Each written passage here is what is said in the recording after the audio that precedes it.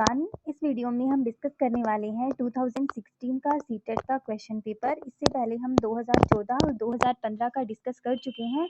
2011 से लेके 2023 तक के सभी जो प्रीवियस ईयर क्वेश्चंस हैं वो हम देखने वाले हैं। सीटेट की तैयारी के लिए बेस्ट ऑप्शन यही रहता है कि हम प्रीवियस ईयर क्वेश्चंस से हेल्प लें और सारे क्वेश्चंस डिस्कस करें, क्योंकि यहीं से आगे वाले एग्जाम में क्वेश्चन बनते हैं।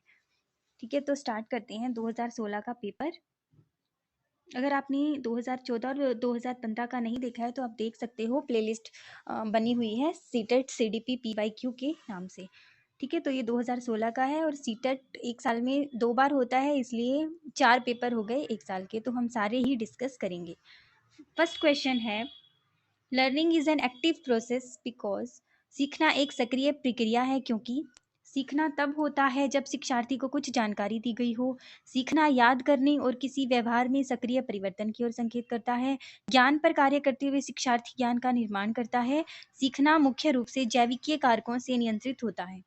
तो सबसे पहले तो यहाँ से जो बिल्कुल नेगेटिव क्वेश्चंस ऑप्शंस लगते हैं ना क्वेश्चन के, उनको काट दो।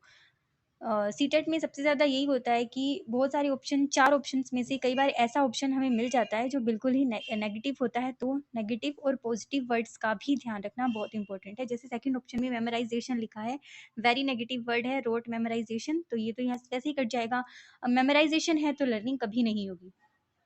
फर्स्ट ऑप्शन में था learning takes place when there is some information given to the learner. Third है knowledge is constructed by the learner by acting upon it. देखो, अब खुद लर्नर अगर एक्ट कर रहा है किसी चीज़ में तो ये बहुत ज़्यादा पॉजिटिव पॉइंट है। थर्ड ऑप्शन यहाँ से सही हो जाएगा कि ज्ञान पर कार्य करते हुए शिक्षार्थी जो है वो ज्ञान का निर्माण खुद ही करते हैं। थर्ड ऑप्शन सही है। अगर आपको कभी भी क्वेश्चंस में कन्फ्यूजन हो, मतलब ऑप्शंस में कन्फ्यूजन हो, तो सबसे पहले तो नेगेटिव वर्ड ढूंढिए किस ऑप्शन में है, सबसे पहले उसको एलिमिनेट कीजिए। पॉजिटिव जो है वो अपने आप ही मिल जाएगा। नेक्स्ट क्वेश्चन है, in the context of students readiness to learn it is important for the teacher to.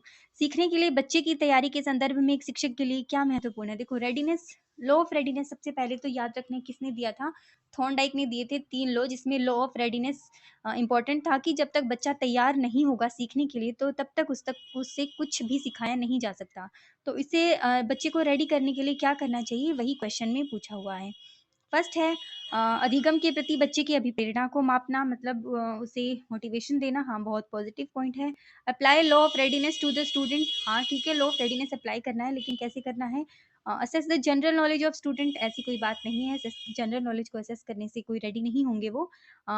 उसके बाद है बच्चे की पूर्व अधिगम पर ध्यान न देना। ध्यान तो देना चाहिए, तो ये तो हो गया। तो यहाँ से जो बेस्ट ऑप्शन फिट बैठ रहा है वो है gauge the motivation of student to learn. जो मोटिवेशन है उसको बढ़ाओ और इंट्रिंसिक मोटिवेशन को बढ़ाना देना चाहिए, जिससे बच्चे खुद मोटिवेट होंगे और सीखने के लिए तत्पर होंगे, सीखने के लिए रेडी होंगे। अब यहाँ से रेडीनेस देख के आपको सेकंड ऑप्शन नहीं करना कि apply law of readiness to students, क्योंकि हमसे क्वेश्चन ही यही पूछा गया है कि रेडीनेस को करने के लिए हमें क्या करना है, तो हमें मोटिवेट करना है। ठीक है, अगर नियम लागू करना है कि उन पे थोप नहीं सकते कि ये नियम है कि तुम्हें रेडी होना पड़ेगा, हमें रेडी होने के लिए कुछ ऐसा करना पड़ेगा, तो वो मोटिवेशन सबसे बेस्ट होता है। तो फर्स्ट ऑप्शन सही हो जाएगा। एक प्रभावी कक्षा में क्या होता है, an effective classroom the students are in competition with one another. बिल्कुल नहीं, score more marks, very negative statement. The teacher prepares a lesson presents it as a lecture and discourages discussion. बिल्कुल नहीं, डिस्कशन को encourage करना चाहिए, discourage नहीं। द टीचर encourage discussion and makes connections with the students previous knowledge and background, very positive point, ये बात ठीक है। The students passively follow, passively नहीं एक्टिवली फॉलो करेंगे।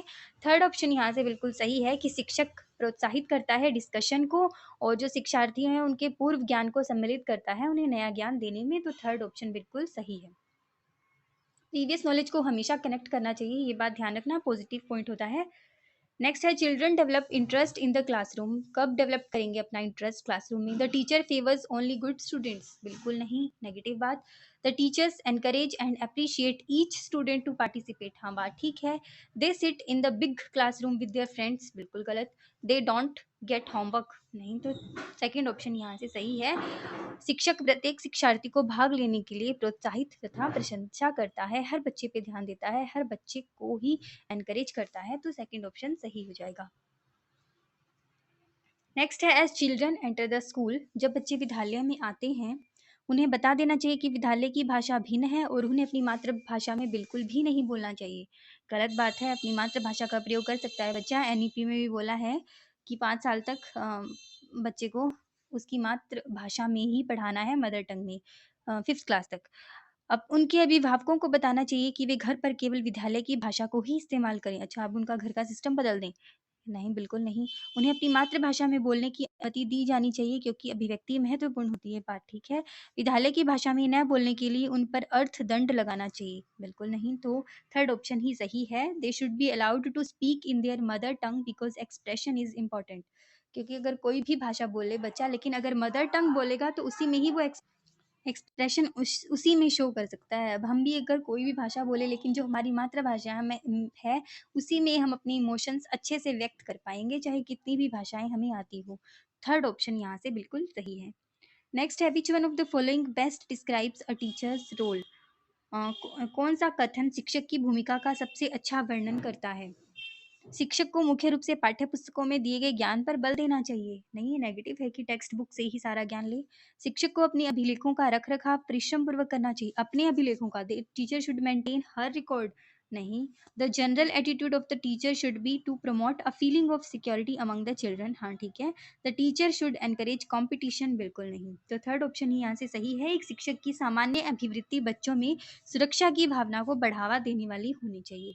ठीक है, वो विश्वास कर सकें टीचर पे, ऐसा हम फील करवाना है बच्चों को। थर्ड ऑप्शन सही है। How can the teacher promote problem solving skills in the student? By making using of chalk and board method in her teaching. क्या करना है? प्रॉब्लम सॉल्विंग स्किल को प्रमोट करना है। तो ऑप्शंस है, by providing students with diverse material and encouraging them to explore their material. हाँ, ये बात ठीक लग रही है। By giving them continuous practice question. नहीं, नेगेटिव है। By promoting discipline among her student. Discipline करना है, बट ये कोई प्रॉब्लम सोल्व करने का तरीका नहीं है। तो सेकंड ऑप्शन ही यहाँ से सही है। शिक्षार्थियों को विविध पदार्थ उपलब्ध कराकर उन्हें अपनी सामग्री का अन्वेषण करने के लिए प्रोत्साहन दिया जाना चाहिए। बहुत सारी चीज़ें उन्हें उपलब्ध करानी चाहिए, जहाँ से जो उसे अच्छा लगे उसी से, मतलब उसी से उसकी लर्निंग होनी चाहिए। नेक्स्ट है, बच्चे सीखने के लिए स्वयं अपनी युक्तियां बना लेते हैं। हाँ, बिल्कुल ठीक है। इस संदर्भ में शिक्षक को क्या करना चाहिए? बच्चों की युक्तियों पर ध्यान नहीं देना चाहिए और अपनी पाठ्य योजनाओं को पूरा करना चाहिए। गलत बात। बच्चों की युक्तियों को समझना तथा उनके साथ उन पर चर्चा और संवाद स्थापित करना चाहिए। हाँ ठीक है बात।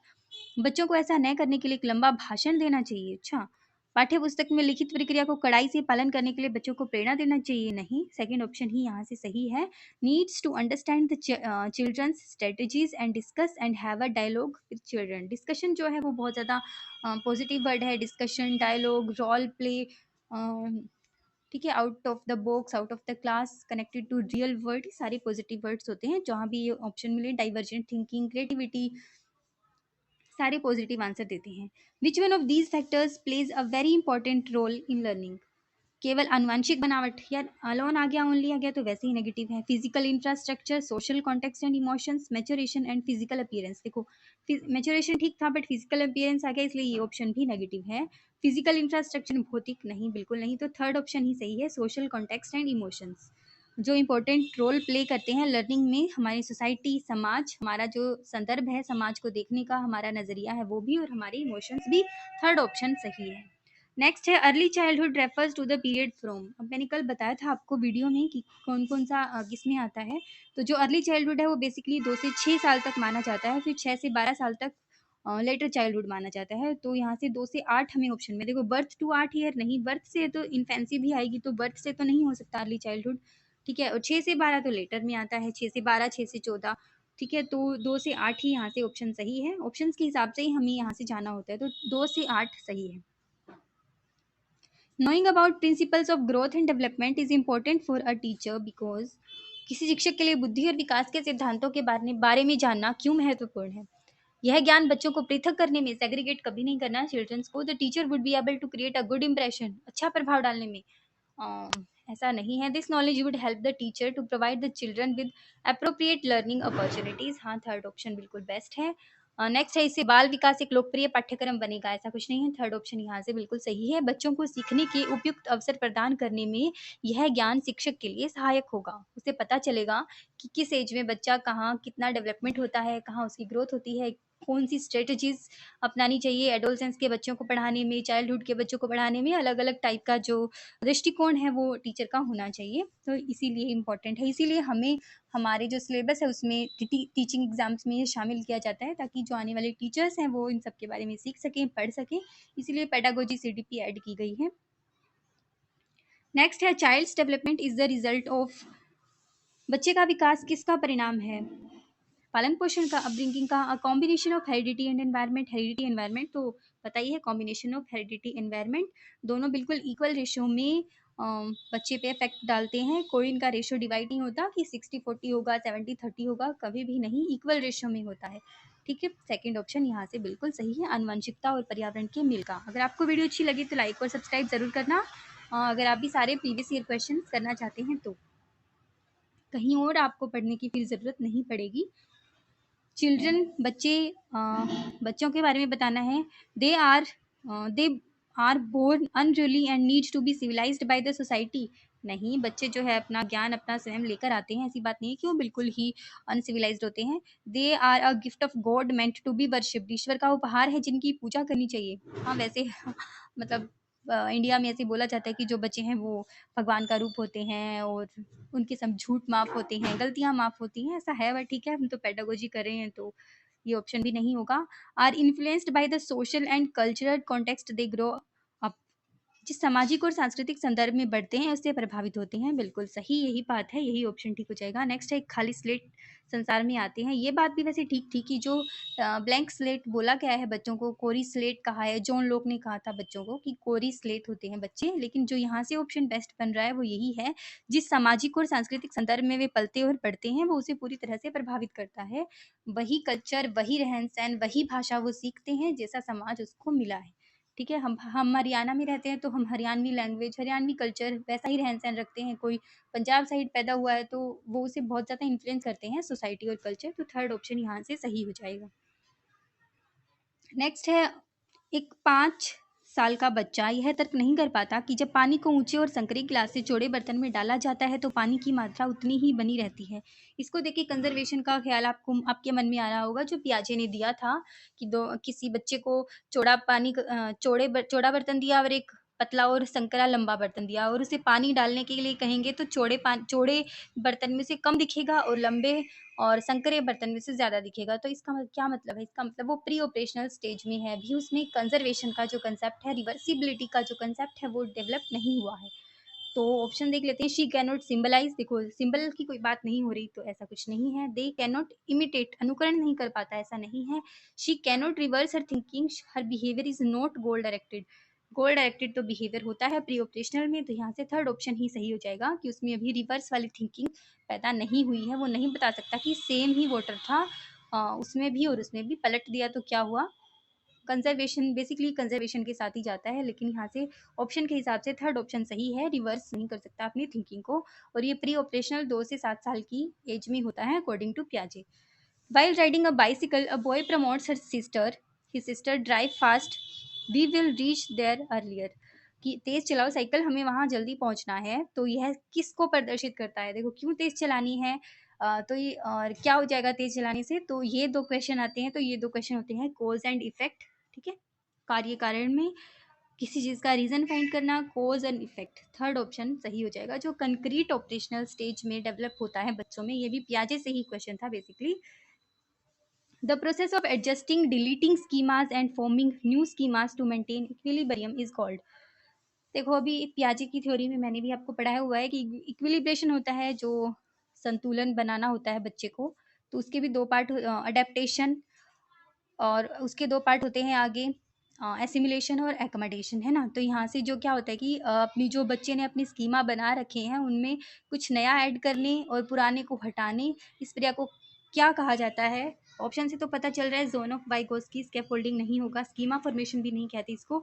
तो अगर पढ़ा है आपने तो इसको कहते हैं अडेप्टेशन, अनुकूलन। ठीक है, बच्चे को बताया जाए कि जो 4 पैर वाले जानवर, गाय होती है सफ़ेद दिखती है, एक पूँछ होती है, ऐसे-ऐसे उसके कान होते हैं, तो वो और भी जो सफ़ेद दिखने वाले जानवर है उसको गाय समझ लेगा, लेकिन फिर धीरे-धीरे उसको समझ आएगा कि नहीं, सफ़ेद सिर्फ़ गाय ही नहीं होती, 4 पैर सिर्फ़ गाय के ही नहीं होते, बाकी जानवर भी होते हैं जिनके ऐसे पूँछ होती है, पैर होती है, कोई घोड़ा भी हो सकता है, कोई कुछ भी हो सकता है, ठीक है? तो ये होता है एडैप्टेशन, जिसमें बच्चा नई चीज़ें सीखता है, पुराने स्कीमा में या तो ऐड करता है या फिर पुराने स्कीमा को बिल्कुल ही डिलीट करके नई चीज़ें ऐड करता है, उसे मॉडिफ़ाई करता है, चेंज करता है, ठीक है? मॉडिफ़ाई करना और चेंज करना देखिए तो वो होता है अकोमोडेशन, और बिल्कुल एज़ इट इज़ ही अ, भर ले अपने दिमाग में, तो उसे कहते हैं एसिमिलेशन। एडेप्टेशन के ये पार्ट है।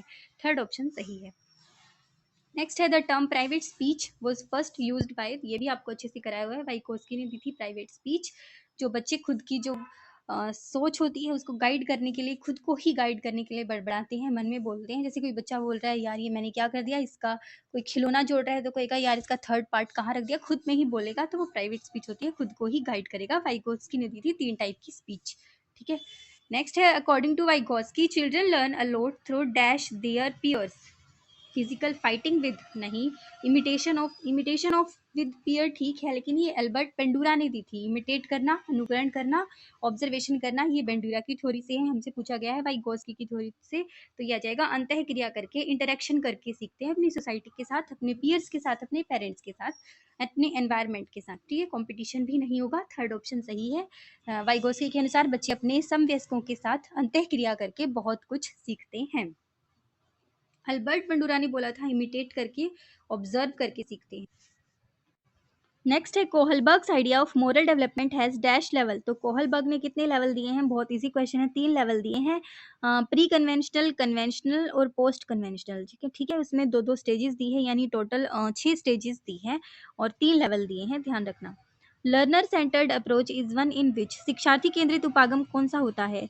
Learners are rewarded and punished for their responses. The teacher focus is on memorising of fact. देखो मेमोराइजिंग को तो पहले ही काट दो, नेगेटिव।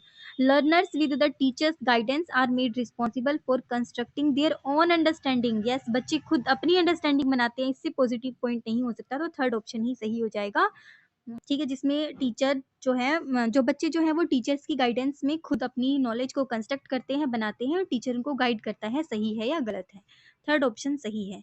इंटेलिजेंस इंक्लूड, बुद्धि में क्या शामिल है। The capacity of an individual to produce noble original answer to the problem, समस्याओं के उत्तर देने के लिए एक व्यक्ति की क्षमता, किसी प्रश्न विशेष का एक ही उत्तर देना नहीं।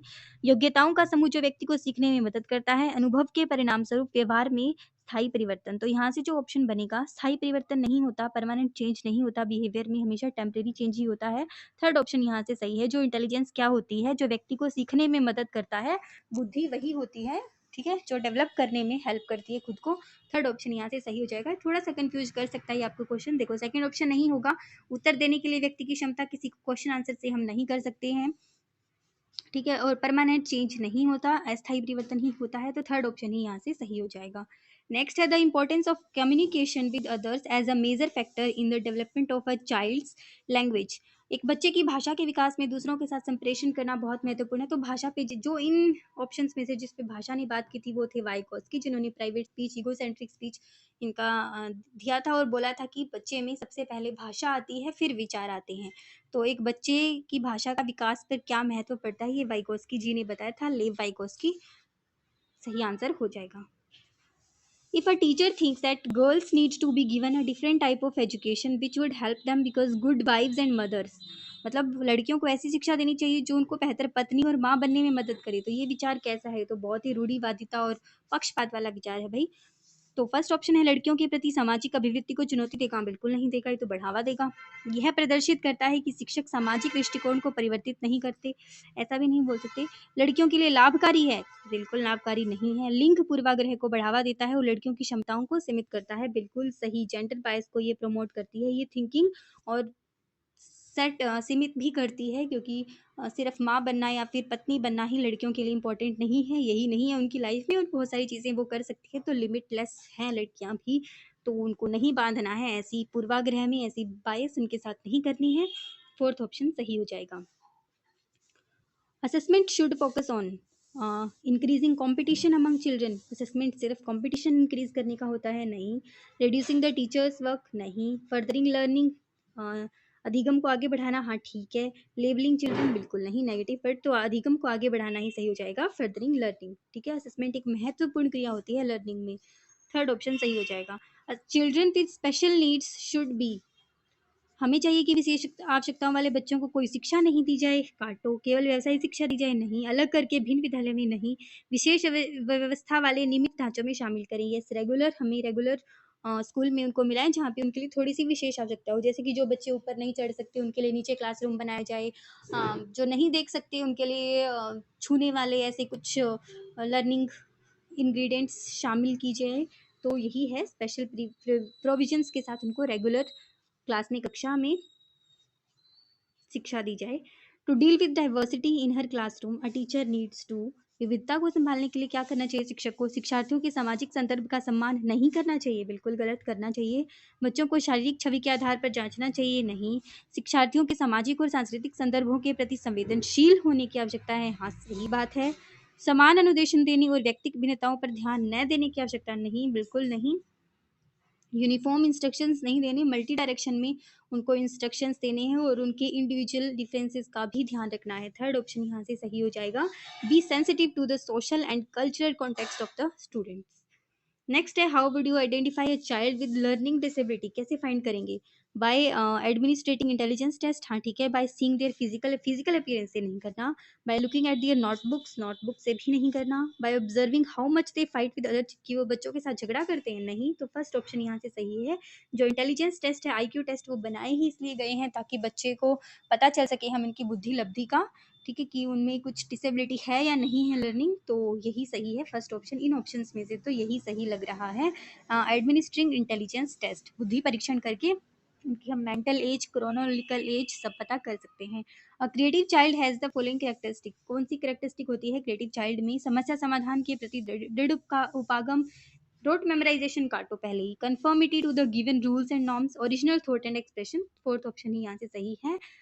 मौलिक विचार और अभिव्यक्ति, ठीक है, फोर्थ ऑप्शन सही हो जाएगा। अपनी विचार होती है उनके अंदर और रियलेबल होती है, क्रिएटिविटी करने की उनमें इच्छा होती है बहुत ज़्यादा, ओरिजिनल थॉट वो रखते हैं। Creativity includes the ability to, अब क्रिएटिविटी कहीं भी दिख जाए, पहले भी बताए हुए कि डाइवर्जेंट थिंकिंग के साथ जाना है बिना सोचे समझे, तो डू डाइवर्जेंट थिंकिंग ही यहाँ से सही ऑप्शन हो जाएगा। बाकी ऑप्शन भी देख लेते हैं। दूसरों का अनुकरण नकल करना, नहीं। अब सारी चिंतन, हाँ डाइवर्जेंट थिंकिंग सही है। लंबे अनुच्छेदों, नहीं। अभी सारी चिंतन नहीं, नेगेटिव है। कन्वर्जेंट थिंकिंग, डाइवर्जेंट थिंकिंग सही है, जो क्रिएटिविटी के साथ जाती है, हमेशा सृजनात्मकता के साथ जाती है। अब सारी चिंतन डाइवर्जेंट थिंकिंग, ध्यान रखना। When a child's capability in any particular area of development is low, जब विकास के किसी भी क्षेत्र में बच्चे की क्षमता कम है तो वह उसके सर्वांगीण विकास को प्रभावित नहीं करता, प्रभावित करेगा। इसका अर्थ विकास के किसी भी क्षेत्र में विलंब नहीं है, विकास के सभी क्षेत्रों पर उसका प्रभाव पड़ता है। उसका बच्चे पर कोई प्रभाव नहीं पड़ता, प्रभाव तो पड़ता है, सभी क्षेत्रों पर ही प्रभाव पड़ता है, थर्ड ऑप्शन सही हो जाएगा। ठीक है, अगर किसी एक एरिया में वो लो है तो सब में ही थोड़ा थोड़ा फर्क पड़ेगा। और ओवल एरिया में, अब वो कोई मैथ्स में अच्छा है, अगर एसएस में अच्छा नहीं है, तो ऐसा कुछ नहीं है कि बुद्धि तो उनमें अलग अलग है अकॉर्डिंग टू हार्वर्ड गार्डनर, जैसा कि मल्टीपल इंटेलिजेंस में बताया गया है, लेकिन उसके जो टोटल जो मार्क्स होंगे या फिर टोटल जो डेवलपमेंट होगा उसमें असर पड़ेगा ही पड़ेगा। उसकी वजह से वो थोड़ा सा निराश भी रहेगा, तो वहाँ भी वो असर देखने को मिलेगा। तो थर्ड ऑप्शन सही हो जाएगा। विकास के सभी क्षेत्रों पर उसका प्रभाव पड़ता है। तो ये 30 क्वेश्चन थे 2016 के। ठीक है, नेक्स्ट वीडियो में एक और पेपर करेंगे। 2023 तक के सारे पेपर हम करने वाले हैं। वीडियो अच्छी लगे तो लाइक और सब्सक्राइब जरूर करना चैनल को। मिलते हैं नेक्स्ट वीडियो में।